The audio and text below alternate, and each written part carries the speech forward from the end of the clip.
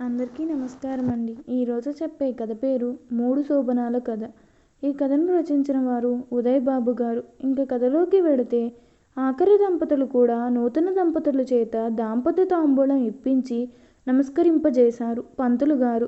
ఇక అమ్మాయిని అబ్బాయిని తీసుకెళ్ళి వాళ్ళకి చెప్పాల్సిన 4 మాటలు చెప్పి లోపలికి పంపించండి అని పెళ్లికూతురి తల్లిదండ్రులకు చెప్పి తన పూజా తాంబూలం తీసుకుని నూతన దంపతులను దీవించి అక్కడి నుంచి నిష్క్రమించారు పంతులు గారు. భర్త గారి తొడ మీద ఎవరూ చూడకుండా చిన్నగా గిల్లి వస్తున్న నవ్వును బలవంతంగా ఆపుకుంటూ తల్లి వెనకాల వెళ్ళిపోయింది ఆ నూతన వధువు. గదిలో చెప్తాను ఈ పని అనుకుంటూ తొడ మీద సున్నితంగా రాసుకుని దూరంగా కుర్చీలో కూర్చున్న స్నేహితుల దగ్గరకు నడిచాడు అతడు. ఓకేరా, ఎంజాయ్ ది లైఫ్ వేల్రా. స్నేహితులు అతని సంతోషమే తమ సంతోషం అన్నంత ఆనందాన్ని ప్రదర్శిస్తూ అతని భుజం మీద చరిచి అప్పటి వరకు తమ మధ్య ఒంటరిగా కూర్చున్న పెళ్ళికొడుకు దూరపు బంధువు ఒక పెద్దాయన వెళ్ళొస్తాం బాబాయ్ అని వెళ్ళిపోయారు. ఇంతలో పిలుపు రావడంతో పెళ్ళికొడుకును అనుసరిస్తూ శోభనం జరగబోయే గది దగ్గరకు వచ్చాడు పెద్దాయన. పెళ్ళికొడుకు వెనుక 5-6 ముత్తైదువులు ముసిముసి నవ్వులు నవ్వుకుంటూ నిలబడ్డారు. పెళ్ళికూతురు తల్లి పెద్దామెతో చిన్నగా అంది, నువ్వు ఒకసారి చెప్పు పిన్ని అతనికి. ఆ పెద్దామె అతని భుజం మీద చనువుగా చెయ్యి వేసి, బాబు, అమ్మాయిని జాగ్రత్తగా చూసుకో. 7 మల్లెల ఎత్తున పెరిగింది. అతని వెనుక జరిగిన ఆమె ఒక్కసారి ఎందుకో ఉలిక్కిపడి పక్కకు చూసింది. ఆ బాబాయ్ తన కేసి చూస్తూ ముసిముసి నవ్వులు నవ్వుతున్నాడు. ఆమె ముఖం సిగ్గుతో కిందకు వాలిపోయింది. ఇదేమీ చూడని మరో ముత్తైదువు, ఈ రోజుల్లో పిల్లలకి మనం చెప్పేదేముంది పిన్ని, వాళ్ళు అన్ని విషయాల్లోనూ పెళ్లికి ముందే ఆరితేరిపోయిన వాళ్ళు. నీ చాదస్తము నువ్వును. చింత చచ్చినా పులుపు చావదు ఈ పెద్దవాళ్ళకి. ఆల్ ది బెస్ట్ నాయనా. పదండి పదండి, నువ్వు లోపలికి వెళ్ళు బాబు. అతన్ని లోపలికి పంపింది. అంతలో పెళ్ళికూతుర్ని తీసుకుని వాళ్ళ అమ్మ వచ్చింది. చెప్పినవన్నీ గుర్తున్నాయి కదా, జాగ్రత్త, అతను చెప్పినట్టు విను అంది కూతురుతో. అలాగే, నేను చెబితే వినేటట్లు చేస్తాను సరేనా అనేసి పాల గ్లాస్తో లోపలికి అడుగుపెట్టింది. ఆమె వెనుకనే గది తలుపుల జంట అమ్మయ్య, రేపున్న వరకు మనం మరెవరూ విడదీయరే అన్నట్లుగా ఒకదానిలో ఒకటి మైకమైపోయి ఉసూరుమంటూ వచ్చి ఖాళీ అయిన కుర్చీలో దూరంగా చెరొక కుర్చీలోనూ కూలబడి ఒకరినొకరు దొంగతూపులు చూసుకుంటూ చాలాసేపు ఉండిపోయారు ఆ పిన్ని ఆ బాబాయ్. పెళ్ళికుమార్తె లోపలికి రాగానే ఒక సుగంధ పరిమళ గదంతా వీచింది. మన్మధుని చెరకు వింటిలా కనిపిస్తున్న ఆమె దగ్గరకు అడుగులో అడుగు వేసుకుంటూ వచ్చాడు. తెల్లని గ్లాస్కో పంచెలో బలిష్టమైన వ్యాయామం చేసి అతని ఈస్ట్మాన్ కలర్ శరీరాన్ని తమకం తల వంచుకుని కనిపించేంతవరకు పరిశీలిస్తూ ఉన్న అతని వెచ్చని కోరకంచు స్పర్శ తగలగానే ఆమె యవ్వన రేఖలలో స్పందన రగులుకుంది. అయితే సరిగ్గా అదే సమయం పిన్ని బాబాయ్లతో పాటు నిద్రరాని ఎందరో తమ తమ తొలిరాత్రి ముచ్చట్లోకి వెళ్ళిపోయారు. దాదాపు 30 ఏళ్ల క్రితం శోభనం గదిలో అడుగుపెట్టి తలుపు గడియ వేసే తాను వెండి పాల గ్లాసుతో అక్కడే నిలబడింది సిగ్గు బరువుతో. అతను బింకంగా మంచం మీద కూర్చుని ఉన్నాడు. అక్కడ దాకా వచ్చిన దానివి నా దగ్గరగా రాలేవా అన్నాడు చేతిలోని గులాబీ పువ్వును తన మీదకి విసురుతూ. పెద్దగా చదువుకొని తను ఆ మాటలతో మరింత సిగ్గు మొగ్గలైపోయింది. అడుగులో అడుగు వేసుకుంటూ తానే మంచం దగ్గరకు వెళ్ళింది. తలెత్తకుండానే కంపిస్తున్న చేతులతో అతని పాల గ్లాసు అందించింది. అతను పాల గ్లాసు అందుకుని, ఏమిటి ఇదంతా భయమే అన్నాడు ఒక్కొక్క గుటక వేస్తూ. తన ముఖం పైకెత్తే ప్రయత్నం చేస్తూ అయినా తాను తలెత్తలేదు. తాను సగం తాగి తన నోటికి గ్లాసు అందిస్తూ తాగు అన్నాడు. తను 2 గుటకలు వేశాక అతను గ్లాసు వదిలేసి తన భుజం మీద కప్పుకున్న కండువా తీసి పక్కన పడేశాడు. అనంతరం పందిరి మంచం మీద వెల్లకిలా పడుకుని చేతులు 2 వైపులా చాచి ఫ్యాన్ వేగం పెంచు అన్నాడు.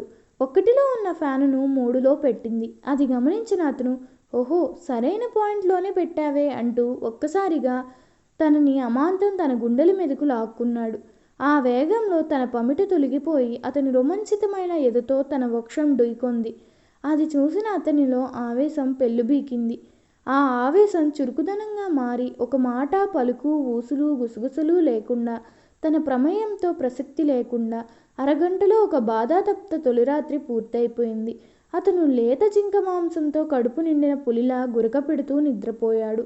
తను మంచానికి రెండో చివరకు చేరి ముడుచుకు పడుకుని జీవితం మొదలైందో పూర్తయిందో తెలియని అయోమయ స్థితిలో ఆలోచిస్తూ ఎప్పుడో నిద్రలోకి జారిపోయింది. తెల్లవారుజామున 4:30కే లేచే అలవాటున్న తనకు మెలకువ వచ్చేసింది. మంగళసూత్రాలు కళ్ళకద్దుకుని అతని పాదాలకు దండం పెట్టుకున్న స్పర్శలో కళ్ళు తెరిచి చూశాడు. చూపుడు వేలుతో తన దగ్గరికి రమ్మన్నట్టుగా పిలిచాడు. కొంగు కప్పుకుని దగ్గరకు వెళ్ళింది. తాను నిన్ను ఎవడో ప్రేమించాడట, ప్రేమలేఖలు రాశాడట.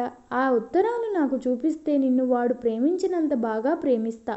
మన ఇంటికి వెళ్ళాక చూపించు అని అటు తిరిగి పడుకున్నాడు.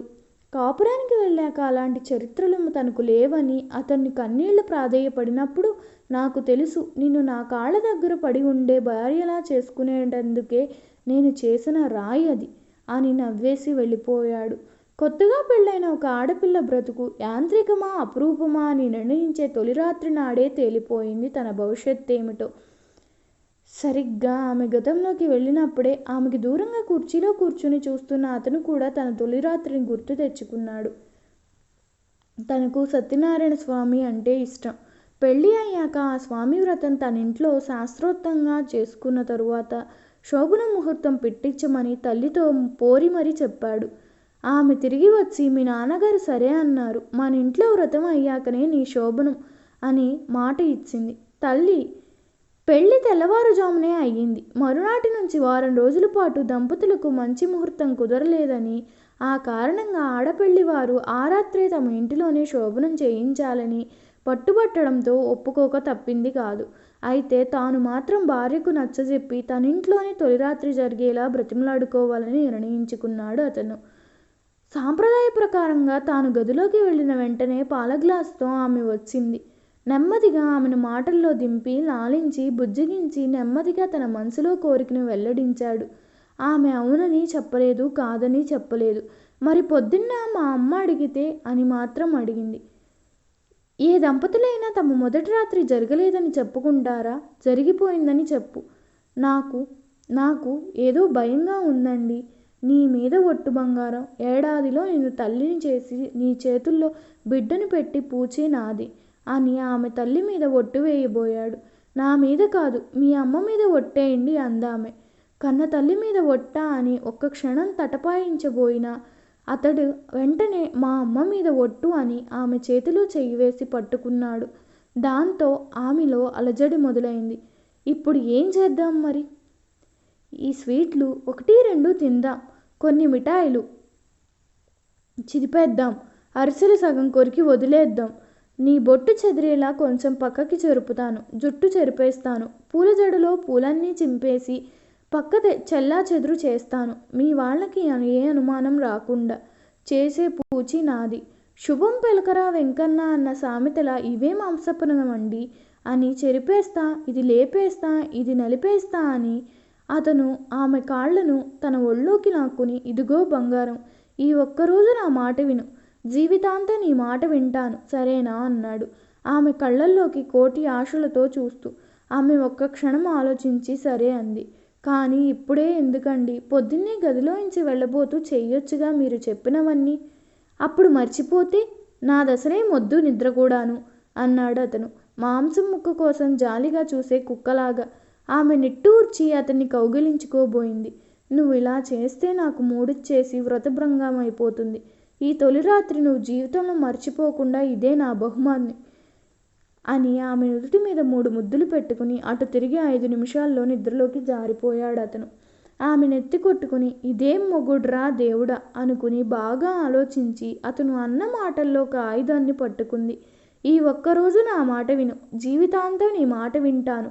ప్రస్తుతం జంట విషయానికి వస్తే ఆమె తన స్పర్శ తాలూకు వేడి రగులుకుంటోంది తెలుసుకున్న అతడు ఆమె నడుం పట్టి తన మీదకు లాక్కోబోయాడు. ఒక్క క్షణం శ్రీవారు అంటూ ఆమె విడిపించుకొని ఆ గదిలో ఉన్న అలమారు తెరిచి భగవద్గీత తీసుకువచ్చి అతని చేతుల్లో పెట్టి దాని మీద కుడిచెయ్యి బోర్లించింది.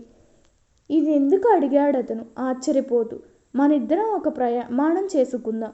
నేను ఈ క్షణం నుంచి నా జీవితాంతం మీ సహజ ధర్మచారిణిగా వ్యవహరిస్తానని ప్రమాణం చేస్తున్నానని మీరు కూడా ప్రమాణం చెయ్యండి అని అడిగింది అతని కేసి గోముగా చూస్తూ. ఆయన ఒక్క క్షణం ఆలోచించాడు. లాయర్గా ఎన్నో కేసులు గెలిపించడం కోసం ఎంతో సాక్షుల చేత కోర్టులోనే గీత మీద ప్రమాణం చేయిస్తున్న దేశం మనది.